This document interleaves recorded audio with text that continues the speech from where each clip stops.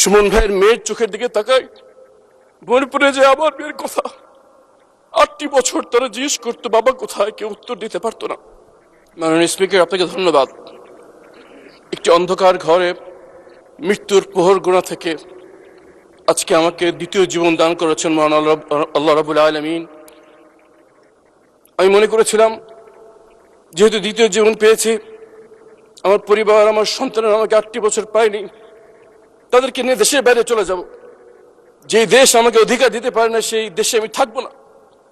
কিন্তু যখন 48 নম্বর ওয়ার্ড যুবদল সভাপতি সাজিদুল ইসলাম সুমন ভাইয়ের মেয়ে হাফসা ইসলাম রাইতার চোখের দিকে তাকায়, যে এখনো বাবার জন্য অপেক্ষা করে আছে, তখন যেতে পারি না। মাননীয় স্পিকার, আমরা যে কথা বলছি, আমরা যে বিষয়ের সাক্ষী, বেশ কিছু শক্তিশালী অপশক্তির বিরুদ্ধে আমরা সাক্ষী দিচ্ছি, যারা এখনো ক্ষমতাসীন অবস্থায় বিদ্যমান।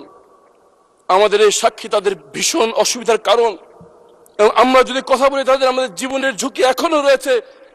যেমন ভাবে জীবন দিতে হয়েছে আমার ভাই হাদিকে।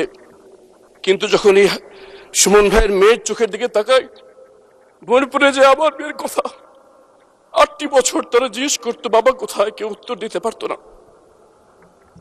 আছে এখনো সুমন ভাইয়ের মেয়ে বলে যে আমাকে গুম করে আমার বাবাকে যেখানে রেখেছো সেখানে নিয়ে যাও, আমি আমার বাবাকে জড়িয়ে রাখবো, আর জড়িয়ে ধরে রাখবো, কোনোদিন ছাড়বো না। মোহাম্মদ পারভেজ ভাইয়ের মেয়ে আদিবা ইসলাম রিদি বলে, সবাই বলে ধরে নাও বাবা মারা গেছে। বাবা কি কোনো অঙ্ক যে ধরে নিব বাবা মারা গেছে? মাননীয় স্পিকার, এসব অসংখ্য মেয়ে, মা, স্ত্রীর চাপা চোখের পানি, ক্ষোভ এখনো বিদ্যমান। এই রাষ্ট্র তাদের কোনো জবাব দিতে পারেনি। মাননীয় স্পিকার, আমি এখানে দাঁড়িয়ে গুমের ভুক্তভোগী পরিবারের পক্ষ থেকে 3টি দাবি উত্থাপন করতে চাই। প্রথম দাবি জবাবদিহিতা। যাদেরকে গুম করা হয়েছে তারা এখনো রাষ্ট্রীয় স্বীকৃতি পায়নি। মাননীয় স্পিকার, এই গুমের ভুক্তভোগীদের রাষ্ট্রীয় স্বীকৃতি প্রয়োজন। যারা গুমের সাথে জড়িত তাদের অনেকেই এখনো গুরুত্বপূর্ণ দায়িত্বে বিদ্যমান। অনেকে আইনের আওতায় বাইরে দাঁড়িয়ে দেশের ভিতরে অস্থিতি সৃষ্টি করার চেষ্টা করছে। এদেরকে বিচারের আওতায় আনতে হবে। সর্বশেষ, এই বিচার যেন স্বচ্ছ হয়, ফ্যাসিস্ট আমলে লোক দেখানো একটি নাটক যাতে না হয়। এই 3 নিয়ে আমাদের প্রথম দাবি জবাবদিহিতা।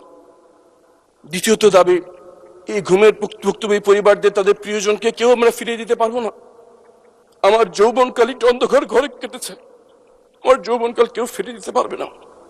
কিন্তু এই পরিবারগুলো যা হারিয়েছে তা ফিরিয়ে দেওয়ার ক্ষমতা আসমান জমিনের মধ্যে কারো নেই।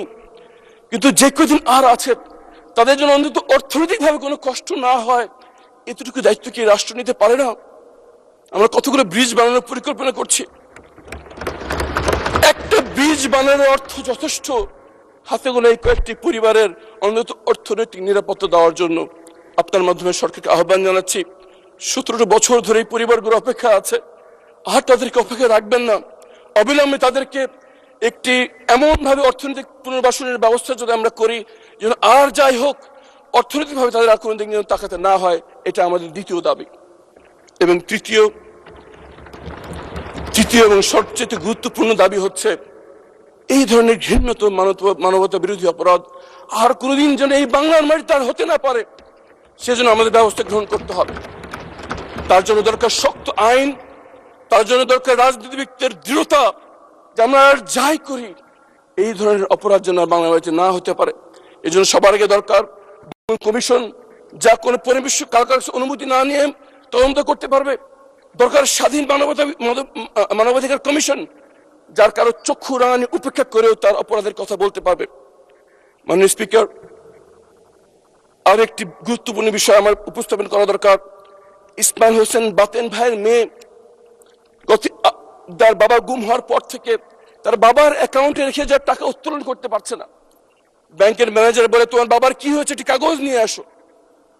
আনিসা ইসলাম ইনশা গত বছরটি বছর মন্ত্রণালয় থেকে মন্ত্রণালয় ঘুরে বেড়াচ্ছে একটি কাগজের জন্য, যে তার বাবা যে গুম হয়েছে এটা যেন লিখে দেওয়া হয়।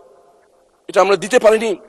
আইনমন্ত্রী এখানে উপস্থিত আছেন, এমন একটি আইনি ব্যবস্থা গ্রহণ করা, যারা গুমের ভুক্তভোগী যারা আছেন তারা যেন স্বীকৃতি পায় তার বাবা মৃত নন, তার বাবা জীবিত নন। কিন্তু এই স্বীকৃতি তাদের দরকার, অবিলম্বে একটি আইন করার আহ্বান জানাচ্ছি।